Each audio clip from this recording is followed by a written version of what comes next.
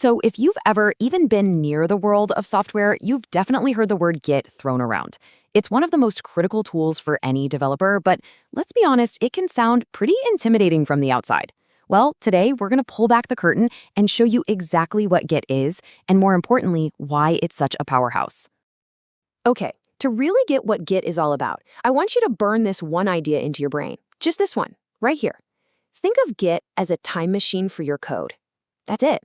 It's a system that remembers everything that has ever happened in your project, letting you travel back and forth through its history with some incredible power. So why on earth would you need a time machine for your code? I mean, really. Well, picture this. You're working on a big project. You know the drill, right? You're saving files like final report.docs, then final report v2.docs, and oh yeah, final report really final this time.docs. It's absolute chaos. And what happens if you accidentally delete something crucial or a new feature you're building just breaks everything? That fear, that chaos, that's the exact problem Git was built to solve. So what is it technically? Well, at its core, Git is what's called a version control system, which I know sounds super formal, but it's really just a fancy term for a pretty simple job. It tracks every single change to every single file over time. Think of it as the official historian for your project, recording everything meticulously so you don't have to. And this is why that is such a game changer. With this time machine, you can track every little change that's ever been made. You can instantly jump back to a version from last week that you know worked perfectly. You can pretty much prevent ever losing your work again. And maybe the most important one, you get to experiment with wild new ideas without any fear of messing up what you've already built. Okay, so we get the why. The time machine concept is cool, but how does it actually work? How do we create these save points in our project's history? Let's dive into the actual mechanics of how you save your progress right there on your own computer. Well, it all starts with something called the repository, or what everyone just calls a repo. You can think of this as your project's main folder, but it's kind of supercharged. See, it doesn't just hold your current files, it holds the entire history of every change ever made to them. The repo is the time machine. So how do you flip the switch and turn a normal folder into one of these powerful repos? It's way simpler than you might think. You just open up your terminal, go to your project folder, and type this one little command, git init. That's it. You've just activated the time machine for that project. Okay, now here's a crucial little detail you've got to get before you can save your work. Git has these 3 states, or areas. First, there's your working directory. That's just your files, the ones you're actually editing. Then, when you've made some changes you want to save, you move them to the staging area. Think of it like putting boxes on a loading dock, getting them ready for shipment. And finally, when you're ready, you permanently save that snapshot from the staging area into the repository itself.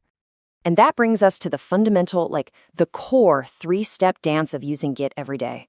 Step 1, you do your work. You edit your files in the working directory. Step 2, you stage the changes you want to save using the git add command. You're basically telling Git, hey, take these specific changes and get them ready for the next save. And finally, step 3, you commit those changes with git commit, which takes that snapshot from the staging area and locks it into your project's history forever. And that final step brings us to the commit. A commit is the fundamental building block of your project's timeline. It's a snapshot, a permanent save point. Every single time you commit, you're creating a new point in history that you can always come back to.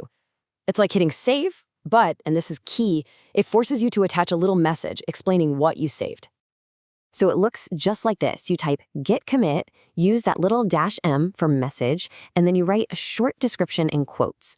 Trust me, writing a clear message like added homepage UI is going to be a lifesaver when you're looking back at your project's history 6 months from now trying to figure out what on earth you were doing. Okay, now this is where Git goes from just being a fancy save system to a genuine superpower for developers. I mean, what if you want to try something big, something experimental?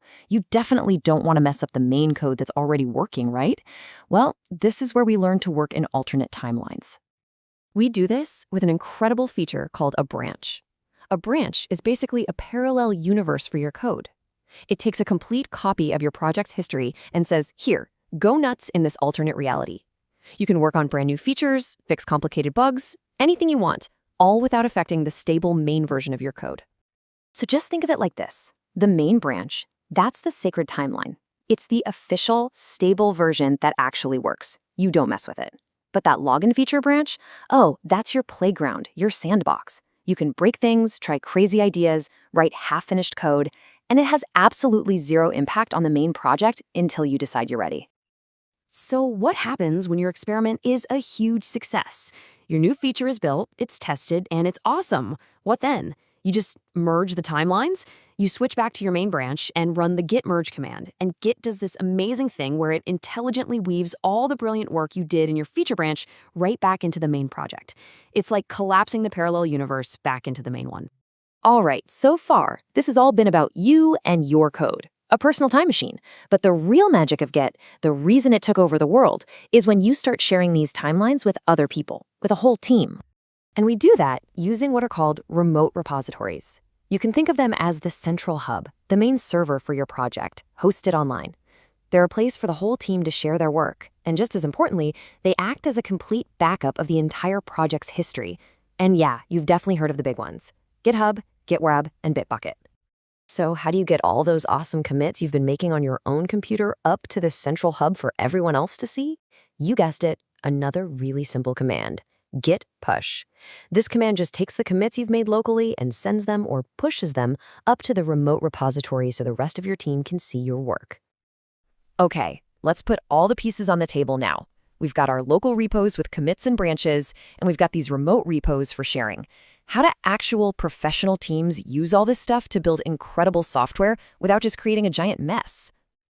Right, so how do they do it? Because it can't just be a free-for-all with everyone pushing code whenever they want, right? Turns out there's a really clean, well-established workflow that makes collaboration smooth and keeps the code quality high. And this is what that workflow looks like, step by step. First, a developer copies the project down to their machine. Then, and this is key, they create a brand new branch just for the task they're working on. They do all their development there, making commits as they go. Then, they push their branch up to the remote repo. And then, this is the most important part of teamwork, they open something called a pull request. It's basically you raising your hand and saying, "Hey team, I think my new feature is ready. Can you please take a look and review it?"